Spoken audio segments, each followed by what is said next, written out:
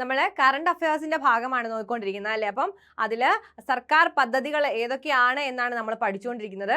അപ്പം നമുക്ക് സാന്ത്വന മിത്ര പദ്ധതി എന്താണ് നമുക്ക് നോക്കാം. എല്ലാവരും ശ്രദ്ധിച്ചിരിക്കുക.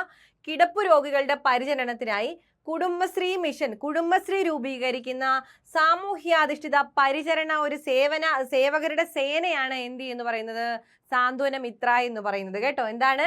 കിടപ്പു രോഗികളുടെ പരിചരണത്തിനായിട്ട് കുടുംബശ്രീ മിഷൻ, കുടുംബശ്രീ രൂപീകരിക്കുന്ന സാമൂഹ്യാധിഷ്ഠിത പരിചരണ സേവകരുടെ സേനയാണ് സാന്ത്വന മിത്ര എന്ന് പറയുന്നത് കേട്ടോ. എന്താണ് സാന്ത്വന മിത്ര എന്ന് മനസ്സിലായല്ലോ. ഇനി ശ്രദ്ധിച്ചേ, വേറൊരു മിഷൻ, ഒരു പദ്ധതിയെ കുറിച്ച് നമ്മൾ പറയാൻ പോവാണ്. കിടപ്പു രോഗികളുടെ പരിചരണത്തിനായിട്ട് ആവിഷ്കരിച്ച മറ്റൊരു പദ്ധതി ഉണ്ടായിരുന്നു. എന്ത്? കെയർ ഫോർ കെയർ എന്ന് പറഞ്ഞിട്ടുള്ളൊരു പദ്ധതി കേട്ടോ. എന്താണ് കെയർ ഫോർ കെയർ എന്നൊരു പദ്ധതി ഓൾറെഡി നമുക്ക് ഉണ്ടായിരുന്നു. അത് കൂടാതെയാണ് എന്ത്, ഈ ഒരു സാന്ത്വന മിത്ര എന്ന് പറഞ്ഞിട്ടുള്ള പദ്ധതി കൂടി കുടുംബശ്രീ ആവിഷ്കരിച്ചിരിക്കുന്നത് കേട്ടോ. കിടപ്പു രോഗികളുടെ പരിചരണത്തിനായി ആവിഷ്കരിച്ച കെയർ ഫോർ കെയർ പദ്ധതിക്ക് പുറമെയാണ് എന്ത്, കുടുംബശ്രീ ആവിഷ്കരിച്ച സാന്ത്വന മിത്ര എന്ന് പറഞ്ഞിട്ടുള്ള പദ്ധതി കൂടി നിലവിൽ വന്നത്. ആരാണ്? സാമൂഹ്യാധിഷ്ഠിത പരിചരണ സേവകരുടെ സേനയാണ് എന്ത് എന്ന് പറയുന്നത്, ഈ സാന്ത്വന മിത്ര എന്ന് പറയുന്നത് കേട്ടോ. അപ്പൊ അതുകൂടാതെ സാന്ത്വന മിത്ര കൂടാതെ വന്ന മറ്റൊരു പദ്ധതി എന്തായിരുന്നു? ആദ്യമേ ഉണ്ടായിരുന്ന മറ്റൊരു പദ്ധതി എന്തായിരുന്നു? കെയർ ഫോർ കെയർ പദ്ധതിയായിരുന്നു കേട്ടോ. അപ്പൊ ശ്രദ്ധിച്ചേ, ഇനി നോക്കി അടുത്ത എന്താ നോക്കിയേ, എന്താണ് ഹാപ്പി കേരളം പദ്ധതി എന്ന് നോക്കാം. ശ്രദ്ധിച്ചിരിക്കുക. ഹാപ്പി കേരളം പദ്ധതി കുടുംബങ്ങളെ സന്തോഷപ്രദമാക്കി ഓരോ കുടുംബത്തിന്റെയും സാഹചര്യങ്ങൾ വിലയിരുത്തി പ്രശ്നങ്ങൾ പരിഹരിക്കാനുള്ള മറ്റൊരു കുടുംബശ്രീ പദ്ധതിയാണ് എന്ത് എന്ന് പറയുന്നത്, ഈ ഹാപ്പി കേരളം പദ്ധതി എന്ന് പറയുന്നത് കേട്ടോ. ഇത് ആരാണ് നടപ്പിലാക്കുന്നത്? ഇതൊരു കുടുംബശ്രീ പദ്ധതിയാണ് കേട്ടോ. അപ്പൊ ശ്രദ്ധിച്ചേ, കുടുംബങ്ങളെ സന്തോഷപ്രദമാക്കി ഓരോ കുടുംബത്തിന്റെയും സാഹചര്യങ്ങൾ വിലയിരുത്തി എന്തെങ്കിലും തരത്തിലുള്ള പ്രശ്നങ്ങൾ ഉണ്ടോ എന്നൊക്കെ മനസ്സിലാക്കി അത് പരിഹരിക്കാനുള്ള ഒരു കുടുംബശ്രീ പദ്ധതിയാണ് എന്ത് എന്ന് പറയുന്നത്, ഹാപ്പി കേരളം പദ്ധതി എന്ന് പറയുന്നത്. ഏതാണ് ഹാപ്പി കേരളം പദ്ധതി എന്ന് പറയുന്നത്? ശ്രദ്ധിച്ചേ, നിലവിൽ 154 മാതൃക CDSകളിൽ നടപ്പിലാക്കി വരുന്ന പദ്ധതിയാണ് എന്ത് എന്ന് പറയുന്നത്, ഈ ഹാപ്പി കേരളം പദ്ധതി എന്ന് പറയുന്നത്. എത്രണ്ണമാണ് 154. എത്രണ്ണം? നിലവിൽ എത്ര മാതൃകകളുണ്ട്? 154 മാതൃക CDSകളിൽ എന്ത് ചെയ്യുന്നുണ്ട്, ഈ ഒരു പദ്ധതി, ഏത് പദ്ധതി, ഹാപ്പി കേരളം പദ്ധതി നടപ്പിലാക്കി വരുന്നുണ്ട്. ഈ പദ്ധതി ആദ്യമായിട്ട് നടപ്പിലാക്കിയ നഗരസഭ ഏതാണെന്നറിയാമോ? പന്തളം നഗരസഭയാണ് കേട്ടോ. ഏതാണ്? പന്തളം. എന്ത്? ഈ ഹാപ്പി കേരളം പദ്ധതി ആദ്യമായിട്ട് നടപ്പിലാക്കിയ നഗരസഭയാണ് എന്ത് എന്ന് പറയുന്നത്, പന്തളം എന്ന് പറയുന്നത്. ഇതാരാണ് ഈ പദ്ധതി ആവിഷ്കരിച്ചത്? കുടുംബശ്രീയാണ് കേട്ടോ, ഹാപ്പി കേരളം പദ്ധതി. ഇനി ശ്രദ്ധിച്ചേ, അടുത്തതിലേക്ക് പോകാം. ഇനി എന്താണ് ഓപ്പറേഷൻ രക്ഷിത എന്ന് നമുക്ക് നോക്കാം. ശ്രദ്ധിച്ചിരിക്കുക. ട്രെയിനുകളിൽ യാത്ര ചെയ്യുന്ന സ്ത്രീകൾ ഉൾപ്പെടെയുള്ള യാത്രക്കാരുടെ സുരക്ഷ വർദ്ധിപ്പിക്കുന്നതിനായി ആരംഭിച്ച പദ്ധതിയാണ് ഏത് പദ്ധതി? ഓപ്പറേഷൻ രക്ഷിത എന്ന് പറയുന്ന പദ്ധതി. ഏത് പദ്ധതി?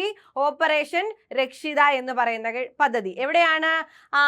ട്രെയിനുകളിൽ യാത്ര ചെയ്യുന്ന സ്ത്രീകളുടെയും അതുപോലെ തന്നെ സ്ത്രീകൾ ഉൾപ്പെടെയുള്ള യാത്രക്കാരുടെ സുരക്ഷയെ മാനിച്ചുകൊണ്ട് സുരക്ഷ വർദ്ധിപ്പിക്കുന്നതിനായിട്ട് ആരംഭിച്ച പദ്ധതിയാണ് എന്ത് എന്ന് പറയുന്നത്, ഓപ്പറേഷൻ രക്ഷിത എന്ന് പറഞ്ഞിട്ടുള്ള പദ്ധതി കേട്ടോ.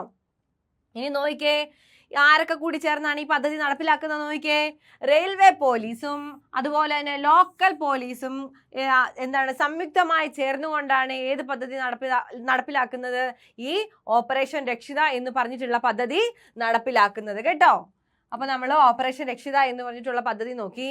ഇനി നോക്കിക്കേ, ഇനി എന്താണ് സമയം പദ്ധതി എന്താണ് നമുക്ക് നോക്കാം. ശ്രദ്ധിച്ചേ, പൊതുജനങ്ങൾക്ക് സിവിൽ വ്യവഹാരങ്ങളിലും ഗുരുതരമല്ലാത്ത ക്രിമിനൽ തർക്കങ്ങളിലും അതിവേഗ പരിഹാരത്തിനായിട്ടുള്ള പദ്ധതിയാണ് എന്ത് എന്ന് പറയുന്നത്, ഈ സമയം പദ്ധതി എന്ന് പറയുന്നത്. എന്താണ്? സമയം പദ്ധതി. അപ്പൊ നമ്മൾ സർക്കാർ പദ്ധതികളാണ് നോക്കിക്കൊണ്ടിരിക്കുന്നത് അല്ലേ. അപ്പൊ ഇപ്പൊ നമ്മൾ പറഞ്ഞ പദ്ധതി ഏതാണ്? സമയം പദ്ധതി. പൊതുജനങ്ങൾക്ക് സിവിൽ വ്യവഹാരങ്ങളിലും ഗുരുതരമല്ലാത്ത ക്രിമിനൽ തർക്കങ്ങളിലും അതിവേഗ പരിഹാരത്തിനായിട്ടുള്ള ഒരു പദ്ധതിയാണ് എന്ത് എന്ന് പറയുന്നത്, ഈ സമയം പദ്ധതി എന്ന് പറയുന്നത് കേട്ടോ. ശ്രദ്ധിച്ചേ, കോടതികളിലെ തിരക്കും കാലതാമസവും കുറയ്ക്കുന്നതിന് സമയബന്ധിതമായി നീതി ലഭ്യമാക്കുന്നതിനായിട്ടാണ് എന്ത് പദ്ധതി നടപ്പിലാക്കിയിരിക്കുന്നത്? ഈ ഒരു സമയം പദ്ധതി നടപ്പിലാക്കിയിരിക്കുന്നത് കേട്ടോ. എന്തിനു വേണ്ടിയിട്ടാ?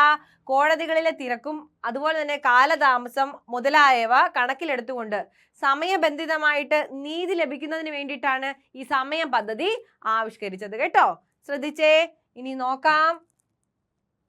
രാജ്യത്ത് ആദ്യമായാണ് ഇത്തരം ഒരു സംവിധാനം ഒരുക്കിയിട്ടുള്ളത്. ഏത് സംവിധാനം? സമയം പദ്ധതി എന്ന സംവിധാനം ഒരുക്കിയിട്ടുള്ളത്. പദ്ധതി ആരംഭിക്കുന്ന ജില്ല ഏതാണ്? മലപ്പുറം ജില്ലയാണ് കേട്ടോ. ഈ പദ്ധതി സമയം പദ്ധതി ആരംഭിക്കുന്ന ജില്ല ഏതാണ്? മലപ്പുറം ജില്ല. സമയം പദ്ധതി മലപ്പുറം ജില്ല. ശ്രദ്ധിച്ചേ, സേവനങ്ങൾ തികച്ചും സൗജന്യമാണ്. ഈ സമയം പദ്ധതിയുടെ ഭാഗമായിട്ടുണ്ടാകുന്ന എല്ലാ സേവനങ്ങളും എന്താണ്? സൗജന്യമാണ്. പരാതി ലഭിച്ച് 1 മാസത്തിനകം എന്ത് പരിഹാരം ലഭിക്കും. ഈ ഒരു എന്താണ് ഈ ഒരു പ്രശ്നം ഒരു പരാതി ലഭിച്ച് ഈ ഒരു പരാതി ഏതെങ്കിലും തരത്തിലുള്ള പരാതി ലഭിച്ച് ആ പരാതിക്ക് എത്ര നാളുകൊണ്ടാണ് അതിന് തീർപ്പ് ഒരു പരിഹാരം കണ്ടെത്തുന്നത്? 1 മാസത്തിനകം പരിഹാരം കണ്ടെത്തും. ഏത് പദ്ധതി പ്രകാരം? സമയം പദ്ധതി പ്രകാരം കേട്ടോ. അപ്പൊ ഈ പദ്ധതി നടപ്പിലാക്കിയ ജില്ല ഏതായിരുന്നു? ആദ്യം ഈ പദ്ധതി നടപ്പിലാക്കിയ ജില്ല ഏതാണ്? മലപ്പുറം ജില്ലയാണ് കേട്ടോ. ഇനി നോക്കിയേ, എന്താണ് ഓപ്പറേഷൻ ബ്ലാക്ക് ബോർഡ് എന്താണെന്ന് നമുക്ക് നോക്കാം. ശ്രദ്ധിച്ചേ, 2025 നവംബറിൽ വിദ്യാഭ്യാസ വകുപ്പ് ഓഫീസുകളിൽ വിജിലൻസ് നടത്തിയ മിന്നൽ പരിശോധനയാണ് എന്ത്? ഓപ്പറേഷൻ ബ്ലാക്ക് ബോർഡ് എന്ന് പറയുന്നത് കേട്ടോ. എവിടെയാണ്? 2025 നവംബറിൽ വിദ്യാഭ്യാസ വകുപ്പ് ഓഫീസുകളിൽ വിജിലൻസ് നടത്തിയ മിന്നൽ പരിശോധനയാണ് എന്ത് എന്ന് പറയുന്നത്? ഈ ഓപ്പറേഷൻ ബ്ലാക്ക് ബോർഡ് എന്ന് പറയുന്നത് കേട്ടോ. ശ്രദ്ധിച്ചേ, ഇനി എന്താ നോക്കാം. എയ്ഡഡ് സ്കൂളുകളിലെ അധ്യാപക അനധ്യാപക നിയമനങ്ങളുമായി ബന്ധപ്പെട്ട അഴിമതികളുമായി ബന്ധപ്പെട്ടാണ് ഏത് പദ്ധതി ഈ ഒരു പദ്ധതി നടപ്പിലാക്കിയത്? ഈ ഒരു പരിശോധന നടത്തിയത്. ഏത് പരിശോധന? ഓപ്പറേഷൻ ബ്ലാക്ക് ബോർഡ് എന്ന് പറഞ്ഞിട്ടുള്ള പരിശോധന നടത്തിയത് എന്നായിരുന്നു? 2025 നവംബറിലായിരുന്നു കേട്ടോ. എന്താണ്? എയ്ഡഡ് സ്കൂളുകളിലെ അധ്യാപക അനധ്യാപക നിയമനങ്ങളുമായി ബന്ധപ്പെട്ട് അഴിമതികളുമായി ബന്ധപ്പെട്ടാണ് എന്ത് ഈ ഒരു പദ്ധതി ഓപ്പറേഷൻ ബ്ലാക്ക് ബോർഡ് എന്ന പദ്ധതി 2025 നവംബറിൽ നടപ്പിലാക്കുന്നത് കേട്ടോ. ശ്രദ്ധിച്ചേ, കേസ് അന്വേഷണ ഘട്ടത്തിലും വിചാരണ വേളയിലും പോലീസിനെയും കോടതിയെയും സഹായിക്കാനായി വികസിപ്പിച്ച ആപ്പാണ്. നമ്മളൊരു ആപ്പിനെ കുറിച്ചാണ് പഠിക്കാൻ പോകുന്നത്. ഈ സാക്ഷ്യ ആപ്പ് എന്ന് പറഞ്ഞിട്ടുള്ള ആപ്പിനെ കുറിച്ചാണ് നമ്മൾ പഠിക്കാൻ പോകുന്നത്. ഞാൻ ആദ്യം പറഞ്ഞു, കേസ് അന്വേഷണ ഘട്ടത്തിലും അതുപോലെ തന്നെ വിചാരണ വേളയിലും പോലീസിനെ കോടതിയെയും സഹായിക്കാനായിട്ട് വികസിപ്പിച്ച ആപ്പാണ് ഏത്? ഈ സാക്ഷ്യ ആപ്പ് എന്ന് പറയുന്നത്. ഏത് ആപ്പാണ്? ഈ സാക്ഷ്യ ആപ്പ് എന്ന് പറയുന്നത്. പോലീസ് ഓഫീസറുടെ ദൈനംദിന കേസന്വേഷണ വിവരങ്ങൾ രേഖപ്പെടുത്തുക. ഏതില്? ഈ സാക്ഷ്യ ആപ്പിൽ കേട്ടോ. ഈ കേസിലായിരിക്കും ഈ ആപ്പ് ഒരു ഡിജിറ്റൽ തെളിവായിട്ട് നമുക്ക് ഈ സാക്ഷ്യ ആപ്പ് സമർപ്പിക്കാവുന്നതാണ്. ശ്രദ്ധിച്ചേ, പോലീസ് ഓഫീസറുടെ ദൈനംദിന കേസ് അന്വേഷണ വിവരങ്ങൾ രേഖപ്പെടുത്തുന്ന കേസ് ഡയറിക്ക് ഈ ആപ്പ് ഒരു ഡിജിറ്റൽ തെളിവായിട്ട് സമർപ്പിക്കാം അല്ലെങ്കിൽ ഉപയോഗിക്കാവുന്നതാണ് കേട്ടോ. ഏത് ആപ്പാണ്? ഈ സാക്ഷ്യ ആപ്പ്. എന്തിനു വേണ്ടിയിട്ടാ? കേസ് അന്വേഷണ ഘട്ടത്തിലും വിചാരണ വേളയിലും പോലീസിനെയും കോടതിയെയും സഹായിക്കാനായിട്ട് വികസിപ്പിച്ച ആപ്പാണ് ഏത്? ഈ സാക്ഷ്യ ആപ്പ് എന്ന് പറയുന്നത് കേട്ടോ. ഇനി ശ്രദ്ധിച്ചേ, കുറ്റകൃത്യങ്ങളുണ്ടായ സംഭവ സ്ഥലവും അവിടുത്തെ ഫോട്ടോ, വീഡിയോ, മറ്റ് സമഗ്ര വിവരങ്ങൾ എന്നിവയുടെ ഭൂമിശാസ്ത്രപരമായ സ്ഥാനങ്ങളും ഏതിൽ സൂചിപ്പിക്കാൻ പറ്റും? ഈ സാക്ഷ്യ ആപ്പിൽ സൂചിപ്പിക്കാൻ പറ്റും. വിവരമായ ജിയോ ടാഗ് സൗകര്യവും ആപ്പ് വഴി സാധ്യമാണ്. എന്താണ്? ജിയോ ടാഗ് സൗകര്യവും ഈ ഒരു ആപ്പ് വഴി എന്ത് ലഭിക്കുന്നു? ഈ വഴി സാധ്യമാണ്. ഏത് ആപ്പ് വഴി? ഈ സാക്ഷ്യ ആപ്പ് വഴി കേട്ടോ. ഏതാണ്? ഈ സാക്ഷ്യ ആപ്പ് വഴി. ശ്രദ്ധിച്ചേ, ഇനി നോക്കാം. 2025 പൊതുസേവനം ലഭ്യമാക്കുന്നതിൽ ഡിജിറ്റൽ സാങ്കേതിക വിദ്യ ഉപയോഗപ്പെടുത്തിയതിന് കേന്ദ്ര പഞ്ചായത്ത് രാജ് മന്ത്രാലയം മറ്റ് സംസ്ഥാനങ്ങൾക്ക് മാതൃകയായി തിരഞ്ഞെടുത്ത കേരളത്തിന്റെ 3 പദ്ധതികളുണ്ട്.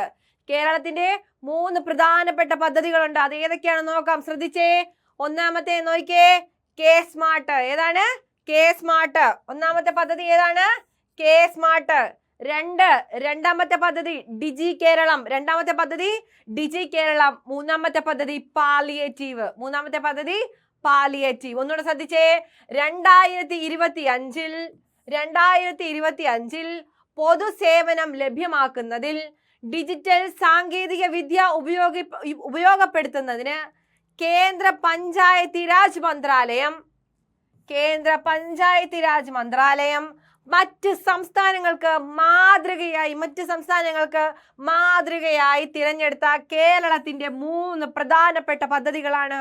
1 കെ സ്മാർട്ട്, ഡിജി കേരളം, പാലിയേറ്റീവ്. പ്രധാനപ്പെട്ട ചോദ്യമാണ് കേട്ടോ. കോമ്പറ്റേറ്റീവ് എക്സാമിന് ചോദിക്കാൻ സാധ്യതയുള്ള ഏറ്റവും പ്രധാനപ്പെട്ട ഒരു ചോദ്യമാണ് ഏത്? ഈ ഒരു കെ സ്മാർട്ട്, ഡിജി കേരളം, പാലിയേറ്റീവ് എന്ന് പറഞ്ഞിട്ടുള്ള പദ്ധതികളെ അടിസ്ഥാനമാക്കിയുള്ള ചോദ്യം കേട്ടോ. ശ്രദ്ധിച്ചേ. ഇനി എന്താണ് ഓരോ പദ്ധതിയും നോക്കാം. എന്താണ് കെ സ്മാർട്ട് എന്ന് നോക്കിയേ. Kerala solutions for managing administrative reformation and transformation. എന്താണ് കെ സ്മാർട്ട്? എന്താണ്? Kerala solution for managing administrative reformation and transformation. ഈ പദ്ധതിയുടെ ലക്ഷ്യം എന്താണെന്ന് നോക്കിയേ. തദ്ദേശ സ്വയംഭരണ സ്ഥാപനങ്ങളിലെ സേവനങ്ങൾ വിരൽത്തുമ്പിൽ ലഭ്യമാക്കുക എന്നതാണ് ഈ പദ്ധതിയുടെ കെ സ്മാർട്ടിന്റെ ലക്ഷ്യം എന്ന് പറയുന്നത്. ഏതാണ്? തദ്ദേശ സ്വയംഭരണ സ്ഥാപനങ്ങളിലെ സേവനങ്ങൾ വിരൽ തുമ്പിൽ ലഭ്യമാക്കുക എന്നതാണ് ഈ പദ്ധതി കൊണ്ട് കെ സ്മാർട്ട് എന്ന് പറഞ്ഞിട്ടുള്ള പദ്ധതി കൊണ്ട് ലക്ഷ്യമാക്കുന്നത് കേട്ടോ. ഇനി നോക്കിയേ. എന്താണ് ഡിജി കേരളം നോക്കാം. ശ്രദ്ധിച്ചേ. ഡിജി കേരളത്തിന്റെ ലക്ഷ്യം എന്താണെന്ന് നോക്കിയേ. കേരളത്തെ സമ്പൂർണ്ണ ഡിജിറ്റൽ സാക്ഷരതയുള്ള സംസ്ഥാനമായി മാറ്റുക എന്നതാണ് ഡിജി കേരളത്തിന്റെ ലക്ഷ്യം എന്ന് പറയുന്നത്. എന്തായിരുന്നു ഡിജി കേരളത്തിന്റെ ലക്ഷ്യം? എന്താണ്? കേരളത്തെ സമ്പൂർണ്ണ ഡിജിറ്റൽ സാക്ഷരതയുള്ള ഒരു സംസ്ഥാനമാക്കി മാറ്റുക എന്നതാണ് ഡിജി കേരളം എന്ന പദ്ധതിയുടെ ലക്ഷ്യമായിട്ട് വരുന്നത്. ഗുണഭോക്താക്കൾ ആരൊക്കെയാണെന്ന് നോക്കിയേ. 14 വയസ്സ് മുതൽ 65 വയസ്സ് വരെ പ്രായമുള്ള ഡിജിറ്റൽ ഉപകരണങ്ങൾ ഉപയോഗിക്കാൻ അറിയാത്തവർ. എന്താണ് ഗുണഭോക്താക്കൾ ആരൊക്കെയാണ്? 14 വയസ്സ് മുതൽ 65 വയസ്സ് വരെ പ്രായമുള്ള ഡിജിറ്റൽ ഉപകരണങ്ങൾ ഉപയോഗിക്കാൻ അറിയാത്തവരാണ് ഉപഭോക്താക്കൾ. ഈ ഒരു പദ്ധതി കേന്ദ്രം മാതൃകയാക്കിയ പദ്ധതിയാണ് കേട്ടോ. ഏത് പദ്ധതി? ഡിജി കേരളം എന്ന് പറഞ്ഞിട്ടുള്ള പദ്ധതി കേന്ദ്രം മാതൃകയാക്കിയ പദ്ധതിയാണ് കേട്ടോ. ഇനി ശ്രദ്ധിച്ച. ഇനി എന്താണ് പാലിയേറ്റീവ് എന്ന് നോക്കിക്കേ. Palliative care digital integration. ശ്രദ്ധിച്ചേ. കിടപ്പ് രോഗികൾക്കും ഗുരുതര രോഗബാധിതർക്കും വീടുകളിലെത്തി പരിചരണം നൽകുന്ന പദ്ധതിയാണ് എന്ന് പറയുന്നത് ഈ പാലിയേറ്റീവ് എന്ന് പറയുന്നത് കേട്ടോ. പാലിയേറ്റീവ് എന്ന് പറയുന്നത് ഇതെന്താണ്? ഇതിന്റെ ഒരു ഡിജിറ്റൽ ഏകോപനമാണ്. എന്താണ് പാലിയേറ്റീവ് കെയർ എന്ന് നോക്കിയേ. Palliative care digital integration. എന്താണ്? Digital integration. ശ്രദ്ധിച്ചേ. കിടപ്പ് രോഗികൾക്കും ഗുരുതര രോഗബാധിതർക്കും വീടുകളിലെത്തി പരിചരണം നൽകുന്ന പദ്ധതിയാണ് എന്ന് പറയുന്നത് ഈ പാലിയേറ്റീവ് കെയർ എന്ന് പറയുന്നത് കേട്ടോ. എന്താണ്? എവിടെയുള്ള രോഗികൾക്കാണ്? കിടപ്പ് രോഗികൾക്ക്. എങ്ങനെയുള്ള രോഗികൾക്കാണ്? കിടപ്പ് രോഗികൾക്കും ഗുരുതര രോഗബാധിതർക്കും വീടുകളിലെത്തി പരിചരണം നൽകുന്ന പദ്ധതിയാണ് എന്ന് പറയുന്നത് പാലിയേറ്റീവ് കെയർ എന്ന് പറയുന്നത്. അപ്പോൾ എന്താണ് കെ സ്മാർട്ട്, എന്താണ് ഡിജി കേരളം, എന്താണ് പാലിയേറ്റീവ് നമ്മൾ നോക്കിയല്ലേ. അതുപോലെ തന്നെ നമ്മൾ കുറച്ചധികം സർക്കാർ പദ്ധതികൾ എന്താണ്, ഈ സാക്ഷ്യം ആപ്പ് എന്താണ് സാന്ത്വന മിത്രം എന്താണ് എന്നൊക്കെ നമ്മൾ നോക്കിയല്ലേ. അപ്പോൾ ഇതുപോലെയുള്ള സർക്കാർ പദ്ധതികളുമായിട്ട് ഞാൻ ഇനിയും വരുന്നതായിരിക്കും. അപ്പോൾ എല്ലാവരും എന്ത് ചെയ്യുക, ഇത്തരം ക്ലാസ്സുകൾ കൃത്യമായിട്ട് നിങ്ങൾക്ക് എത്തണമെങ്കിൽ നമ്മുടെ ചലഞ്ചർ ആപ്പിന്റെ യൂട്യൂബ് ചാനൽ നിങ്ങൾ സബ്സ്ക്രൈബ് ചെയ്യുക, നമ്മുടെ ഇൻസ്റ്റഗ്രാം പേജ് ഫോളോ ചെയ്യുക, ടെലഗ്രാമിൽ ജോയിൻ ചെയ്യുക, നമ്മുടെ കോഴ്സുകൾ കൃത്യമായിട്ട് പർച്ചേസ് ചെയ്യുക. അപ്പോൾ ഇതുപോലെയുള്ള ക്ലാസ്സുകളുമായിട്ട് ഞാൻ ഇനിയും വരുന്നതായിരിക്കും. അതുവരേക്കും നന്ദി, നമസ്കാരം.